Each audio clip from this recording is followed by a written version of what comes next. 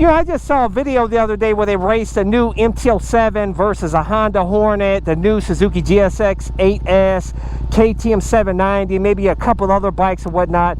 And nearly all the bikes beat the MT-07 in the drag race. So that got me to thinking, you know what? Is the MT-07 outdated now? Is it time for me to sell my MT-07? Let's go for a ride. Subscribe today. Now listen to this bike with the full Akrapovic exhaust. That sound good or what? Even though the MT-07 is a bit outdated, you know what I'm saying? Even though it doesn't really look outdated, it still looks current. But for some of you out there, you think it's outdated because it doesn't have the full suite of electronics, more horsepower and torque. But you know what? Before I get into that and answer those questions and tell you about the MT-07 here and answer the question of whether I should sell this and whether it's outdated, make sure you're wearing the full gear to stay safe out there on the streets. And I have links to all my awesome gear, like my favorite helmet, my ultra lightweight carbon fiber helmet that comes with an automatic tint shield, motovlog camera, airbag vest to help keep you safe, gauntlet gloves. Links to all my gear is in the description and comment section of this video. I'll be honest with you, there's a lot of new bikes on the scene that on paper blow the MT-07 away, really. I mean, for instance, look at the new Honda Hornet. That bike pulls in, I think, was it something like 90 horsepower, 55 pounds-feet of torque. You know what I'm saying? It's about the same price, got more features, got a suite of electronics, everything. They drag raced it against the MT-07, and it beat the MT-07 pretty easily. And then, of course, you got that new torquey Suzuki GSX-8S, and I think that's packing like, what, 83 horsepower, 57 pounds-feet of torque. It's got even more torque than the Hornet. And this little MT-07, which only has 67 horsepower and like 46 pounds-feet of torque, it's like, why would you buy the MT-07 now?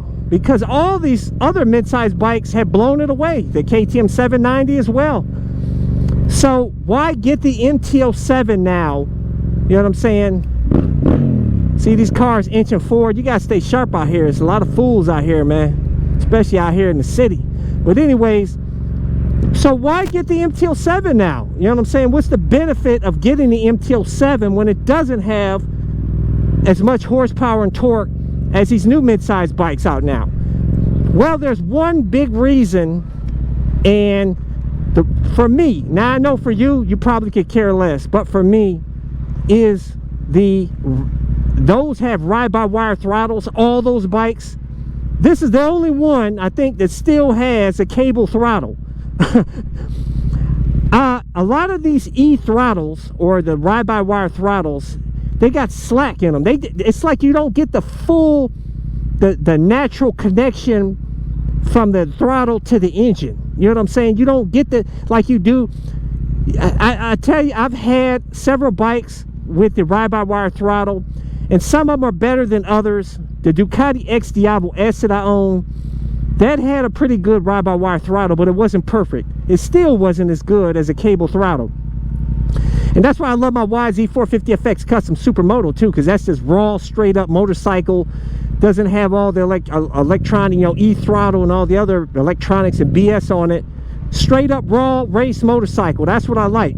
However, I will say my 2024 KTM 690 SMCR actually has a pretty good ride-by-wire throttle. I just hate the traction control on this bike, but I still prefer a cable throttle. Honestly, for the speeds we do out here on the street, guys, even 67 horsepower and 47 pounds-feet of torque, or whatever this bike has, MT-07, is more than enough that you need for out here for city cruising. It's got that bump and torque that's just, woo!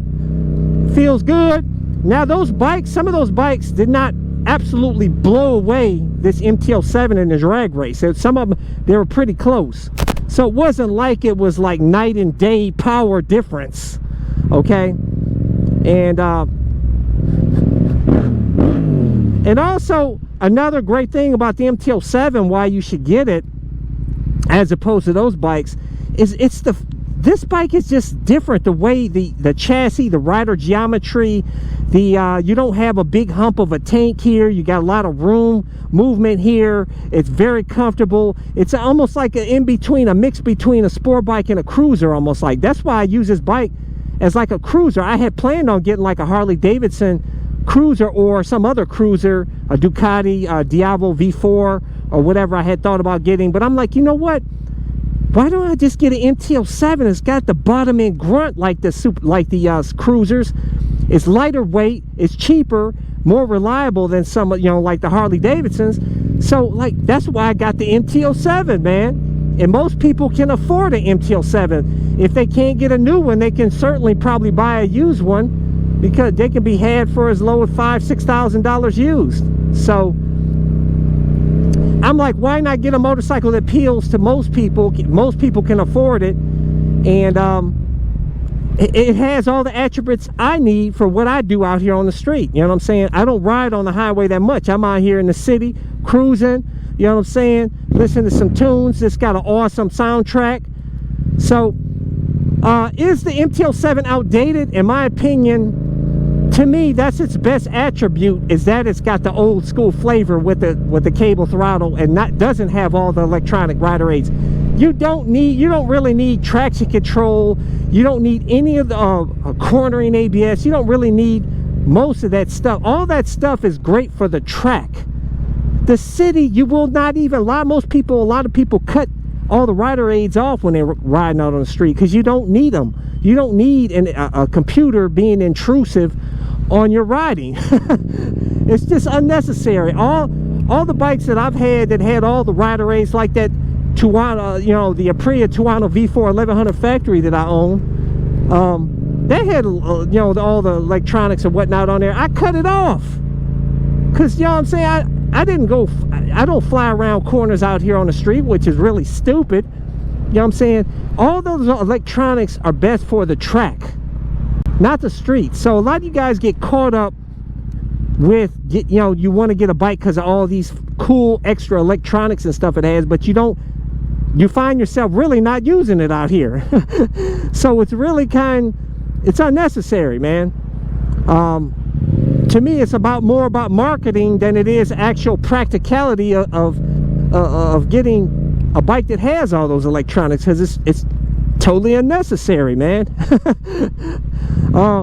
This MT-07 is still a sick bike, and I hope you guys appreciate that Yamaha has a bike like this that still has the old school cable throttle and no electronics, man, because it's probably going the way of the dinosaur. I'm sure eventually they will change the MT-07 over and put a ride-by-wire throttle here and all electronics, and bump up the horsepower and torque and all that stuff.